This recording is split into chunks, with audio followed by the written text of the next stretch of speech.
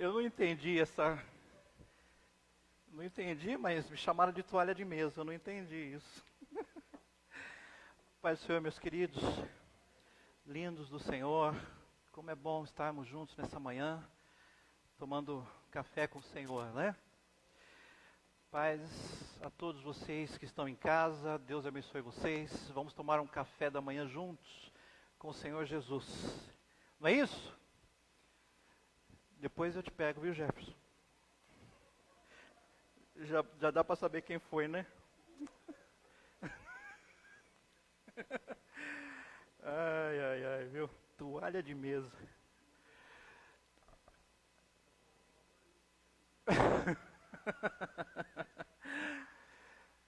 Queridos, você pode estender a mão, direcionar a mão para o teu irmão do lado e dizer assim para ele: olha, hoje, agora fala convicto, hoje é um dia de reintegração de posse. Ah, aleluia! Hoje é um dia de reintegração de posse. Para quem não sabe, reintegração de posse significa restituição. Isso é fé, irmão. A palavra do Senhor diz assim: se creres, o quê? E sabe como uma das maneiras de nós vermos a glória de Deus é quando Ele faz algo poderoso nas nossas vidas. Você crê nisso? Então hoje, em nome de Jesus, quero te encorajar a você ter fé, a você se apropriar das palavras e sair daqui com restituição daquilo que foi tomado de nós, talvez ao longo da nossa vida, no percurso da nossa história. Hoje será restituído para nós no mundo espiritual em nome de Jesus. Amém? Eu já pensei um monte de coisa aqui. Vocês também? Se você não pensou, você está lento, irmão. Eu já pensei um monte de coisa aqui de restituição. Quero te encorajar a você fazer a mesma coisa.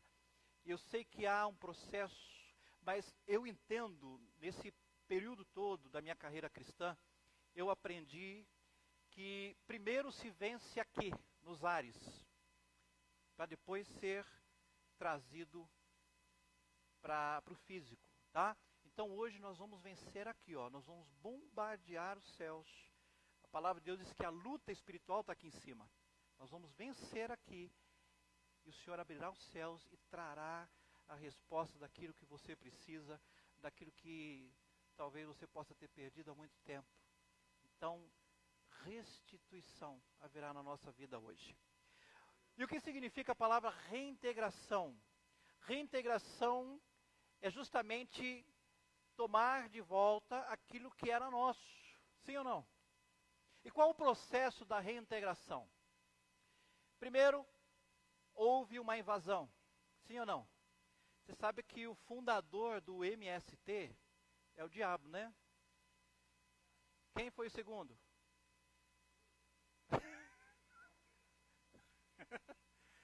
Quem foi o segundo? Lula? O terceiro foi o Boulos, né? O Boulos, como que é o nome do cara? Como? Boulos. Satanás foi o que criou o estatuto do MST. Né? Então ele vem, ele toma aquilo que foi nosso, que foi dado a nós por herança, desde o início de todas as coisas. E o processo da reintegração é justamente tomar de volta. Só que esse processo precisa haver uma contratação de advogado. Esse advogado vai fazer um processo, esse processo vai para o juiz, não é isso? O juiz, ele analisa a causa e ele dá o veredito, ok? Depois ele manda ali um oficial de justiça, aí tem todo a trâmite da restituição. Nesse período, eu estou meio perdido com a mão livre, viu, querido? Nesse período,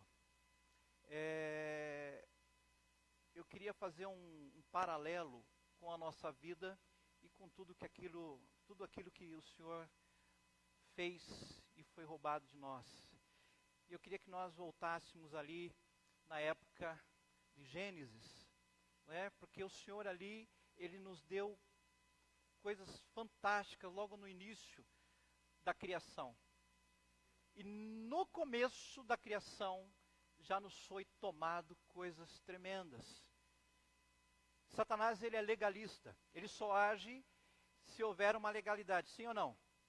Ele vai investindo, ele vai semeando, ele vai articulando, ele vai se mobilizando, mas se houver uma legalidade, se nós dermos essa legalidade, aí ele vem, entra e se apropria daquilo que é nosso. E desde o início, houve uma legalidade que até hoje tem assolado a humanidade, até hoje tem sido uma dificuldade para que nós venhamos administrar, que é justamente o pecado da desobediência. Repita para o teu irmão, pecado da desobediência.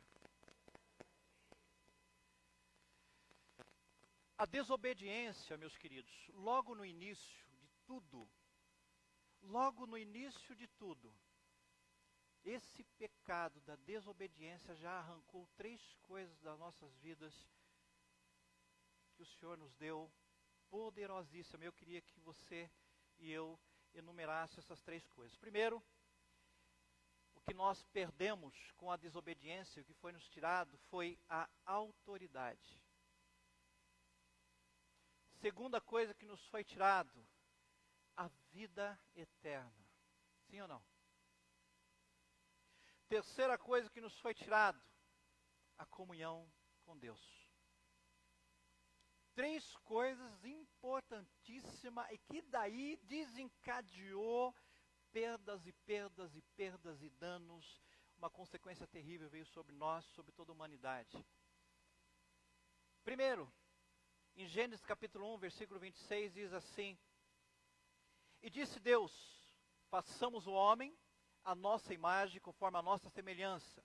Ó, autoridade. E domine sobre os peixes do mar, e sobre as aves do céu, e sobre o gado, e sobre toda a terra, e sobre todo o réptil que se move sobre a terra. Primeira autoridade que nos foi dado foi o governo. Presta atenção, querido, de todas as coisas. Olha que interessante. Domine o homem sobre toda a terra. A segunda autoridade, aliás, a segunda coisa que nos foi tirado e que o Senhor deu a nós, está em Gênesis capítulo 2, versículo 17, que imprime em nós isso, diz assim: mas, olha que interessante, da árvore do conhecimento do bem e do mal, dessa não comerás, porque o dia que você comer dela, certamente morrerás. Então, Deus nos deu a vida eterna. Ele deu uma ordem: olha, não coma dessa árvore. Você é eterno. Mas a partir do momento que você comer do fruto dessa árvore, você vai perder esse direito. Nos foi tirado a vida eterna. Aí você pode estar pensando assim: apóstolo, mas eu sei de tudo isso. Não, tudo bem. Estou lembrando você. Terceira coisa que o Senhor tinha conosco, Gênesis 3, 8 diz assim: E ouvindo a voz do Senhor Deus, que passeava no jardim à tardezinha, e esconderam-se o homem e a mulher da presença do Senhor Deus entre as árvores do jardim. A palavra do Senhor diz que toda a tardezinha Deus vinha no jardim para andar com Adão. Você já imaginou isso, queridos? Você já imaginou toda tarde você tomar um cafezinho com Deus? Nos foi tirado a presença de Deus por causa de uma palavrinha, uma ação: desobediência. E daí o homem perde a autoridade, o homem perde a vida eterna, o homem perde a comunhão com Deus. A partir daí passamos a ter uma vida de perdas.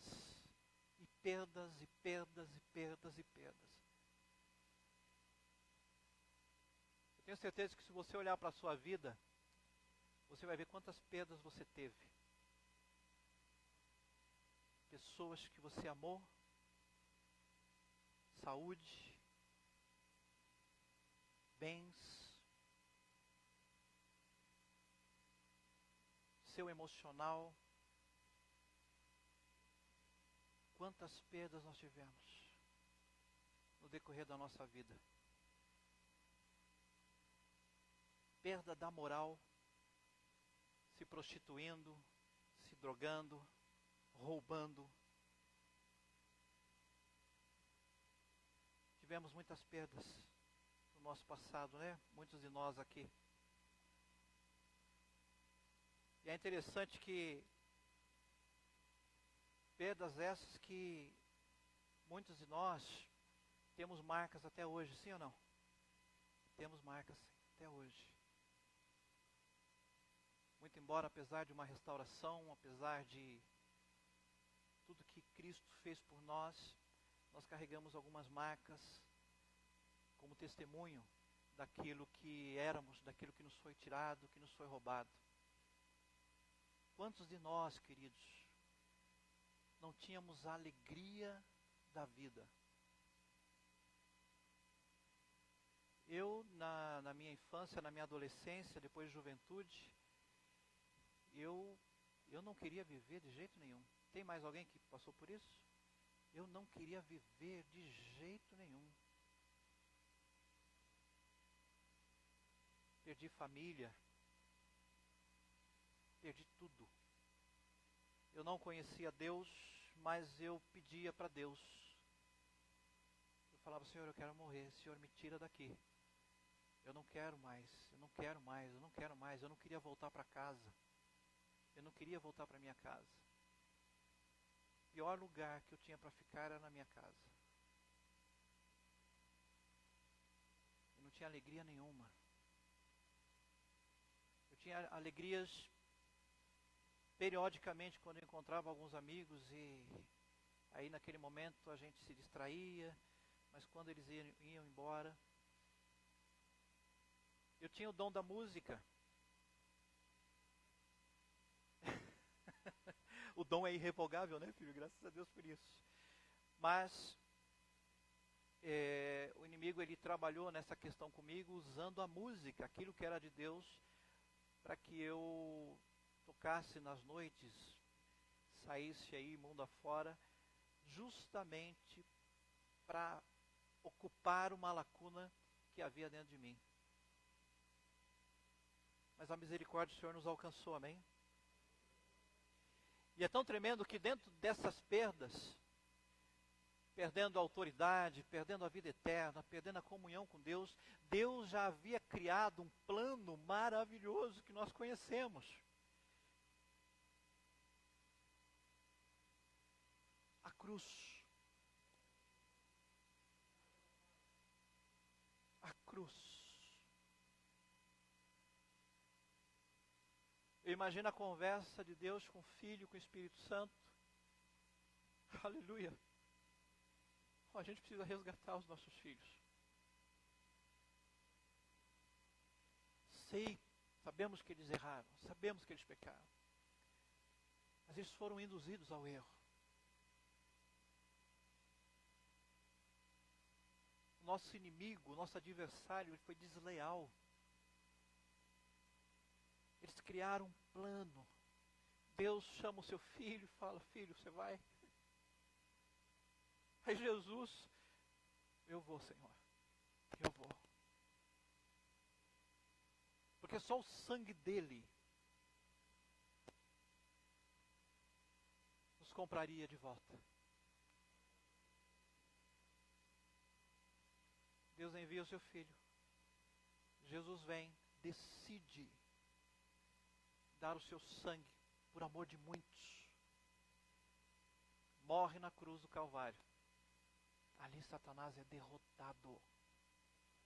Ali ele foi derrotado. Aponta para o teu irmão, diz assim: ele foi derrotado. Ele não tem mais autoridade sobre a sua vida. Agora, aponta para ele de novo. Por que você ainda tem ouvido ele?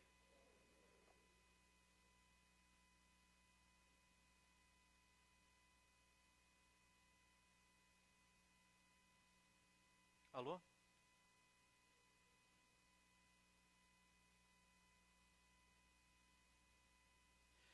Deus cria um plano de resgate justamente para restituir aquilo que foi roubado de nós. 1 Coríntios, capítulo 6, versículo 20, diz assim: porque fostes comprados por um bom preço. Glorificai, pois, a Deus no vosso corpo e no vosso espírito, os quais pertencem a Deus. Fostes comprados por um bom preço.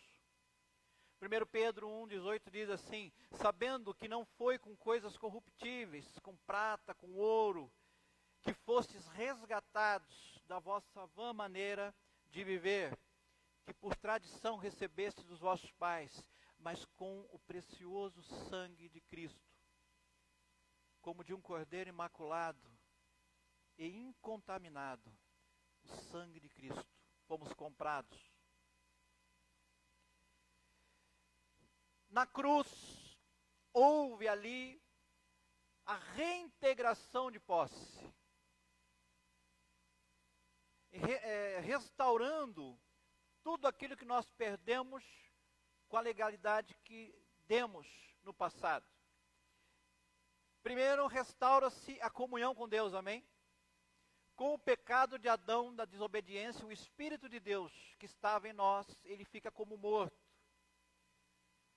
Na cruz, em Cristo, em João capítulo 1, versículo 12, diz assim: mas a todos quantos receberam Cristo, aos que creem no seu nome, deu-lhes o poder de se tornarem filhos de Deus. Então a cruz nos resgatou de novo, nos reintegrou, nos restituiu o direito de filhos. Volta-se aí agora a comunhão com Deus, reintegração da comunhão com o Senhor. Segundo, Lucas 10, 19, eis que vos dei autoridade para pisar em serpentes e escorpiões, e sobre todo o poder do inimigo, e nada vos fará dano algum. Na cruz, em Cristo, nos é reintegrado a autoridade novamente. Aleluia! Lucas 9:1. Reunindo os 12, deu-lhes poder e autoridade sobre todos os demônios e para curarem doenças, e enviou-os a pregar o reino. Nós temos toda a autoridade no nome de Jesus. Posso brincar de novo? Estende a mão para o teu irmão e fala: você. Agora olha no olho dele. Não olha na máscara, não. Não olha na máscara, olha no olho, porque a máscara atrai atenção, né? Olha no olho dele e fala: você tem toda.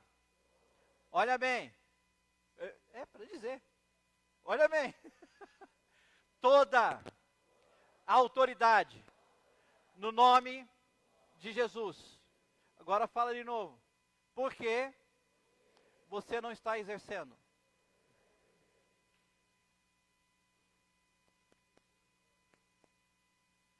A cruz nos restitui a comunhão com Deus. O véu se rasga, nós temos livre acesso, sim ou não? Voltamos a andar com o Senhor no jardim. Quem aqui dirige, parece que o Espírito Santo está sentado com você, vai falando, ministrando no teu coração, e você acaba chorando no volante, porque você sabe que Deus está ali. A maioria. Olha que coisa linda. Coisa linda. Deus nos restaura a comunhão. Deus nos restaura a autoridade. Agora, João capítulo 3, 16, você conhece. Porque Deus amou o mundo de tal maneira que deu o seu Filho unigênito, para que todo aquele que nele crê não pereça, mas tenha a vida eterna. Nos foi restituído a comunhão, restituído a autoridade, restituído a vida eterna. Temos tudo de novo. Tudo novamente. Aleluia. Mas para que isso venha sobre nós, tem só uma questão. Porque agora isso não está sobre todos. Não é verdade? Agora isso está só sobre aqueles que confessam Jesus. A comunhão, a autoridade e a vida eterna só está para aqueles que confessam Jesus. Em Mateus capítulo 10, versículo 32 diz assim: portanto, todo aquele que me confessar, não é a palavra do Paulo Lopes aqui não, Jesus dizendo, portanto, todo aquele que me confessar diante dos homens, também eu o confessarei diante de meu Pai, que está no céu. Mas qualquer que me negar diante dos homens, também eu o negarei diante de meu Pai, que estás no céu. Agora um detalhe aqui, eu queria abrir um parênteses. Assim como eu sei que você também, conversa com inúmeras pessoas, sim ou não? E você acaba falando de Jesus. E a maioria das pessoas falam assim, não, mas eu creio em Jesus. Quem já ouviu isso aqui? Mas eu creio em Jesus. Eu acredito em Jesus. Eu tenho Jesus. Agora, qual a definição de crer em Jesus? Qual a definição de estar em Jesus?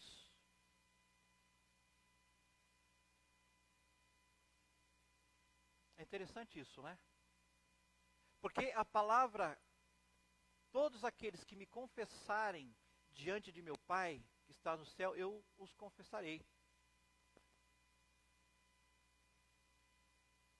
Aquele que crê em mim, jamais morrerá, mas viverá. O que ele quer dizer com crer em mim? A definição disso, queridos, não é simplesmente você reconhecer que Ele é o Filho de Deus e morreu. Crer em Cristo é viver Cristo.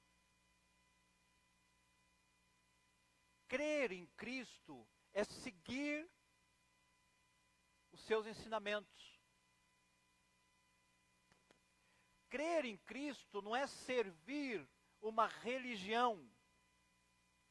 Crer em Cristo é andar com uma pessoa.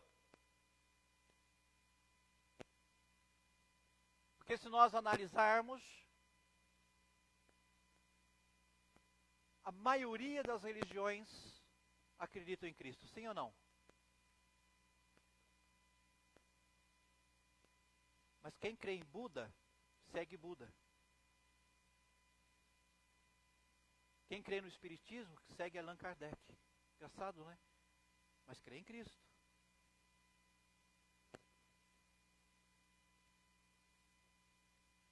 Outros seguem Aparecida. Outros seguem Maomé. Outros seguem Ellen White. Então, qual a definição de crer em Cristo? Quando ele diz, aquele que me confessar diante dos homens, não é simplesmente você erguer a mão num culto como esse e falar, eu aceito Jesus. Isso aqui está vindo agora, fresquinho no meu coração. Quando ele fala, aquele que me confessa diante dos homens, é você ter uma vida de confessar Jesus. Sabe como? Na escola, no seu trabalho, com seus amigos, nas redes sociais. Eu estive com uma pessoa que eu admiro muito na sexta-feira à noite.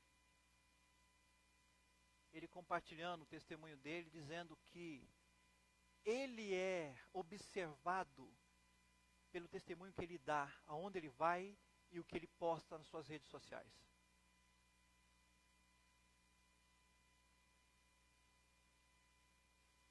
Tem algumas pessoas, que não são muitas, infelizmente, que as suas redes sociais é composta por versículos, pregações, louvores, Cristo, Cristo, Cristo, Cristo. Poucas fazem isso. Eu não estou dizendo que você não tem que ter uma vida comum, você tem que ter uma vida comum, mas você não falar de Cristo em nenhum momento. Tem gente que eu ouvi dizer assim, apóstolo, o meu Face é meu, o meu Instagram é meu, e eu não quero coagir os meus amigos com a minha fé.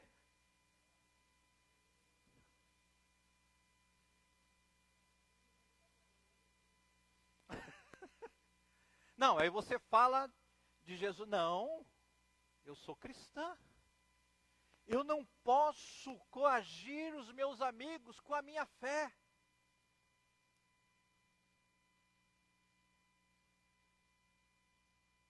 Queridos,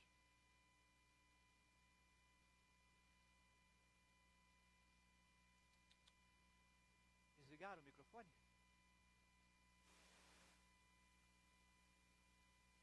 Essa pessoa não está em Cristo.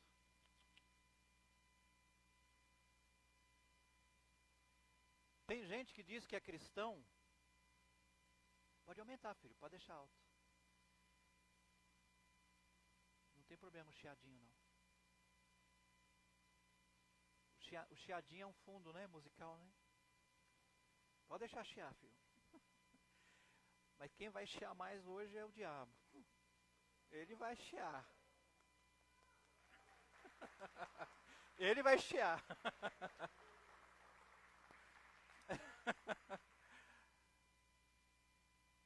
Mas o chiado dele é diferente. Ele vai chiar dentro de nós. Porque ele vai perder aquilo que ele tomou da gente. Amém? Então dizer que eu estou em Cristo, esse aqui, aqueles que me confessam diante dos homens, é ter uma vida confessa a Cristo. Acertei? É ter uma vida confessa a Cristo.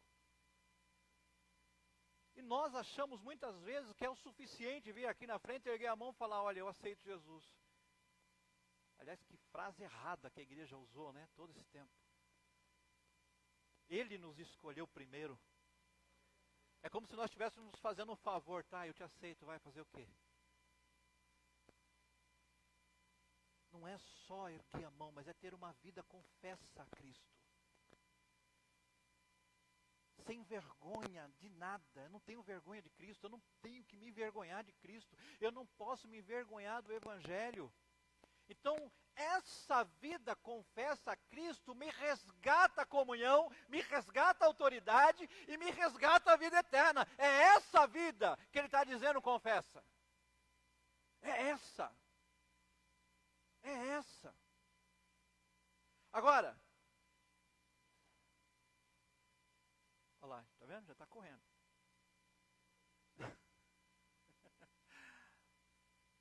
Agora, temos essa vida confessa. Confessamos a Cristo. Resgatou a comunhão. Resgatou a autoridade.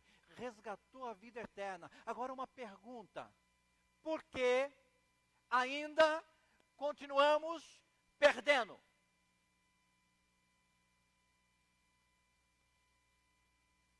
Por que ainda continuamos perdendo?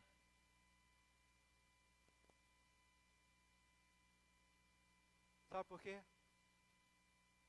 Por causa de Deuteronômio, capítulo 11, 26 e diante, que diz assim: eis que ponho diante de ti a bênção e a maldição.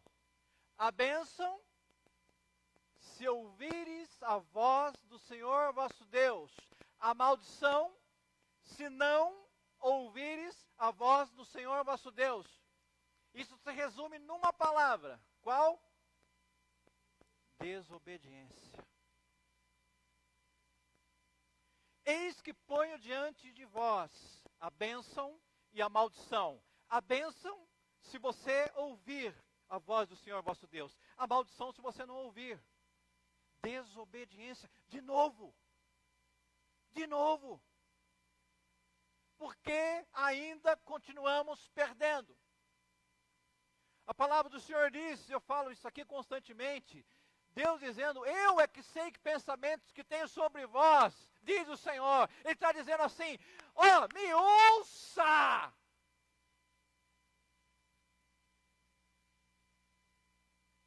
Eu é que sei, não é você. Ele sabe do amanhã, Ele é eterno. Ele sabe o que é bom para nós. Ele sabe que nós vamos errar, sabe, daqui 5 passos. Então Ele fala, ó, vá para a direita, muda esse caminho. Eu é que sei que pensamentos que tenho sobre vós, diz o Senhor. Ó, e é pensamentos de paz, não de mal.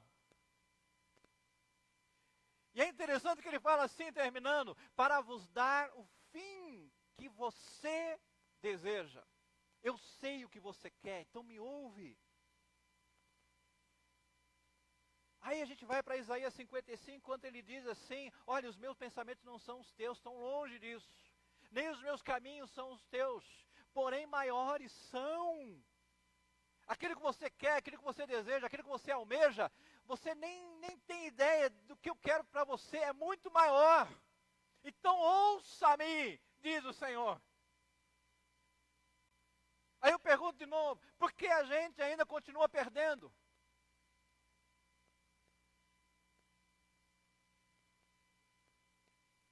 Aleluia. Aleluia. Já foi resgatado a comunhão, já foi resgatado a autoridade, já foi resgatado a vida eterna. Continuamos perdendo.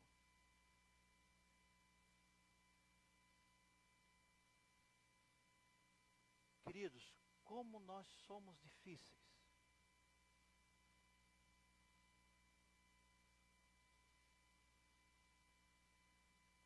Aí você pode estar pensando assim, eu não.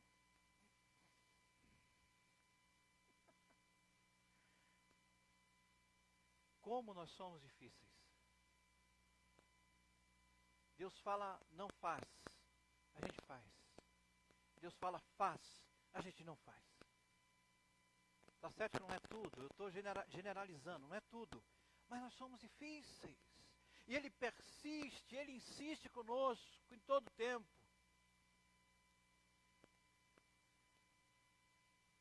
Lembra no começo que eu disse, para haver uma reintegração de posse, tem um processinho? Um advogado. Quem é nosso advogado? Aleluia. Aleluia. Vai para um juiz, o juiz pega todo o trâmite de documentação, dá entrada no processo, analisa o processo. Quem é o nosso justo juiz? Deus.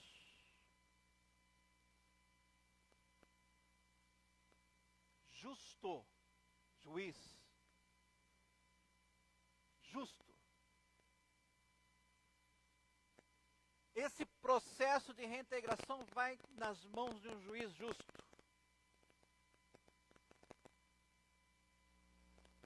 O caso é analisado. Vocês estão me ouvindo, queridos? Fundo, está me ouvindo bem?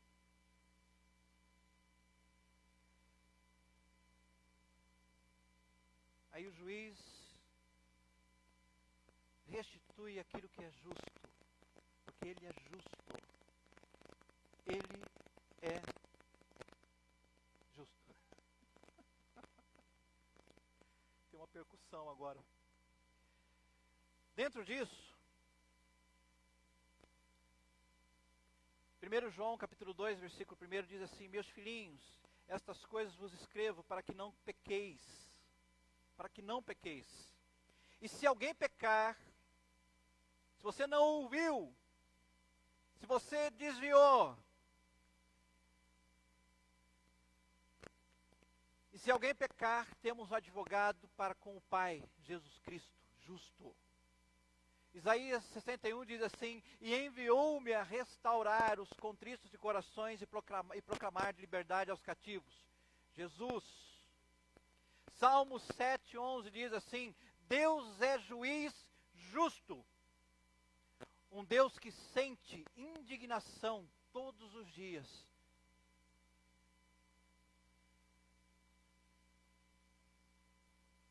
O que eu quero dizer com tudo isso? Romanos 8:33, já conhecemos, que independente de qualquer coisa, ainda que nesse percurso já em Cristo, nesse percurso agora já em Cristo, os deslizes, as desobediências, as mazelas que temos feito, que possa ter entristecido o Espírito Santo, ele diz que nada disso pode separar do amor dele. Romanos 8:33 diz: quem intentará acusação contra os escolhidos de Deus? É Deus que nos justifica. Eu queria que você falasse no teu coração isso, para aquele que tenta te acusar todo o tempo. É Cristo que nos justifica. Quem é que condena? Pois Cristo quem morreu. Ou antes, quem ressuscitou dentre os mortos, o qual está à direita de Deus e também intercede por nós todos os dias. Quem nos separará do amor de Cristo? A tribulação, a angústia, a perseguição ou a fome? A nudez ou o perigo ou a espada? Quem? O quê? Como está escrito, por amor de ti somos entregues à morte o dia todo. Somos reputados como ovelhas para o matadouro, por amor dele. Mas em todas essas coisas, mas em tudo isso aí que nós temos feito, somos mais que vencedores por aquele que nos amou primeiro. Porque estou certo de que nem a morte, nem a vida, nem anjos, nem principados, nem potestades, nem o presente, nem o porvir, nem a altura, nem a profundidade, nem alguma outra criatura pode nos separar do amor de Deus que está em Cristo Jesus. Ele nos ama. Ele nos ama. E Ele sempre montará um plano de restituição e de resgate por você. Sempre. Uma vez, eu estava refletindo, talvez eu confronte você.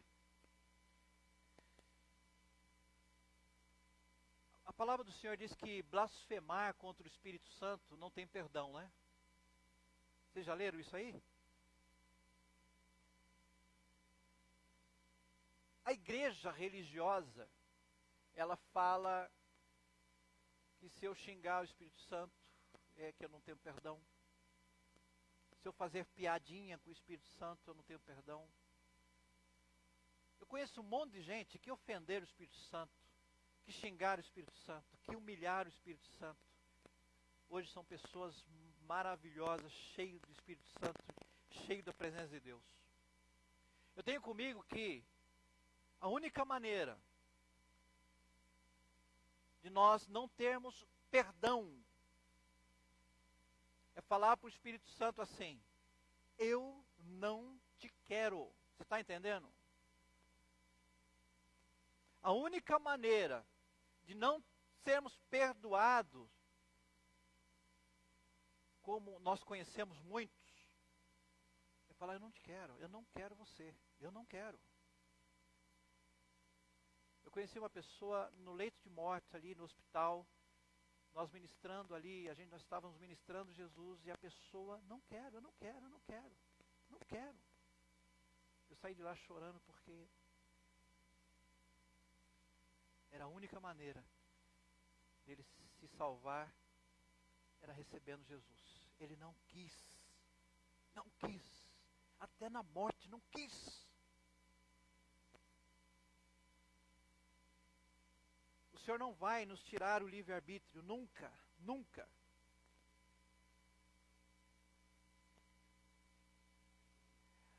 Toda reintegração de posse, queridos, toda reintegração de posse, falando agora fisicamente no nosso mundo aqui, nas nossas leis, nas leis dos homens, não é muito diferente com as leis de Deus. Toda reintegração de posse precisa haver um decreto. Quem conhece esses termos? Né? A pessoa que tinha a posse ganhou, o juiz deu como ganha a causa. Esse decreto sai no diário oficial, é isso? Tem que haver um decreto. Aqui na Bíblia diz também, no livro de Esdras, capítulo 1, versículo 1, diz assim: no primeiro ano de Ciro, rei da Pérsia, para que se cumprisse a palavra do Senhor, proferida pela boca de Jeremias, despertou o Senhor o espírito de Ciro, rei da Pérsia, de modo que ele fez proclamar por todo o seu reino um decreto, fez proclamar por todo o seu reino, de viva voz, e também por escrito, este decreto. Ele anunciou verbalmente por todo o reino o que deveria ser feito, e ele ainda fez por escrito um decreto, que diz no versículo 2, dizendo assim: assim diz Ciro, rei da Pérsia, a autoridade local, ok? O Senhor Deus do céu me deu todos os reinos da terra, e me encarregou de lhe edificar uma casa em Jerusalém, que é em Judá. Quem há entre vós de todo o seu povo, seja seu Deus com ele. Suba para Jerusalém, que é em Judá, e edifique a casa do Senhor, Deus de Israel. Ele é o Deus que habita em Jerusalém. Ele faz esse decreto e fala: agora é lei. Ok? No mundo espiritual, para haver a reintegração de posse, precisa haver um decreto. O mundo espiritual, ele é movido por palavras, sim ou não? Ele é movido por declarações. A oração é uma arma. A oração é um decreto. A oração determina, a oração define. Não é isso, Sheila? A oração traz a existência. A oração muda, transforma exatamente todas as coisas. Então, no mundo espiritual, há a necessidade de haver decretos, declarações que vai mover os céus a teu favor. Isso ecoará no mundo espiritual para todas as potestades e principados ouvirem o que foi decretado. Aleluia! E eu quero que nós façamos isso nessa manhã. Então, queria deixar bem claro algo. Primeiro, foi nos restituído a autoridade. Foi nos restituído a comunhão com o Eterno. Foi nos restituído a vida eterna. Só que com isso vieram todas as coisas. A alegria, a saúde, as finanças, a família, os filhos, tudo restituído, tudo restaurado, porque eu creio nisso.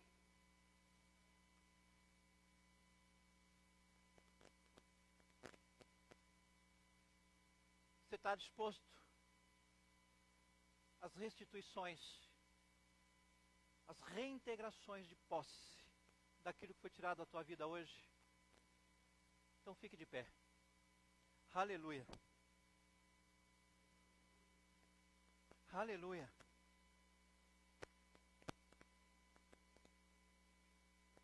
Aleluia.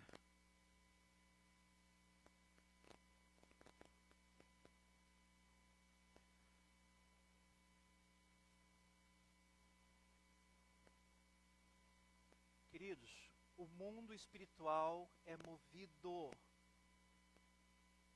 Ele é movido por palavras. Se você ainda quer mais exemplos, podemos voltar para Gênesis, quando Deus disse: haja. Haja e ouve. Agora tem um detalhe que eu queria encorajar você a acrescentar nessas declarações. A palavra do Senhor diz que sem fé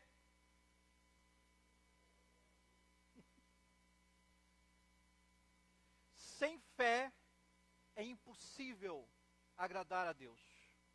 E o que é fé? Eu vou resumir em uma palavrinha. Fé é a certeza. Sim ou não? Então, dentro daquilo que precisa ser restituído, dentro daquilo que precisa ser reintegrado a você, eu quero pedir para que você tenha fé. Eu quero pedir para que você tenha certeza. Ok? Eu costumo brincar. Vocês estão ouvindo aí, queridos? Eu costumo brincar que as declarações, queridos, ela precisa ser com autoridade. Eu brinquei com uma pessoa que eu amo muito ontem, dizendo assim: ó, você tem que olhar, você tem que levantar de manhã e olhar para o dia com olhos de tigre.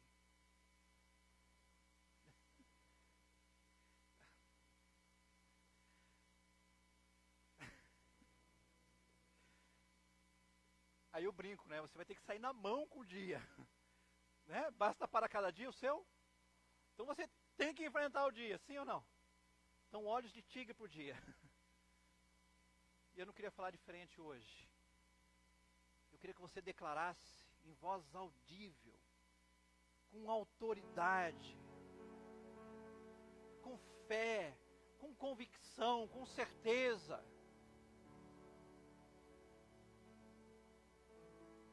Eu costumo brincar, você já viu eu brincando assim, né? Uma pessoa expulsando o demônio com educação, você já viu isso aí? Você é o demônio. Já pensou expulsar demônio com educação? O senhor, por gentileza, o senhor podia se retirar desse corpito?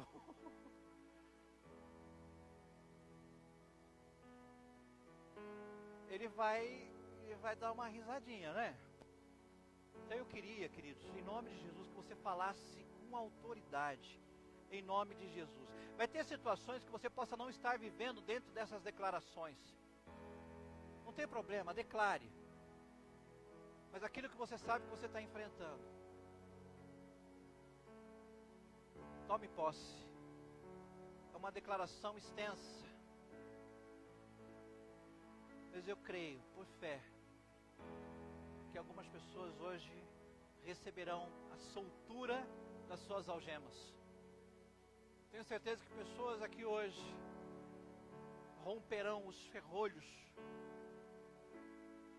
das grades que te aprisionaram, talvez até o dia de hoje, em nome de Jesus. Feche os teus olhos.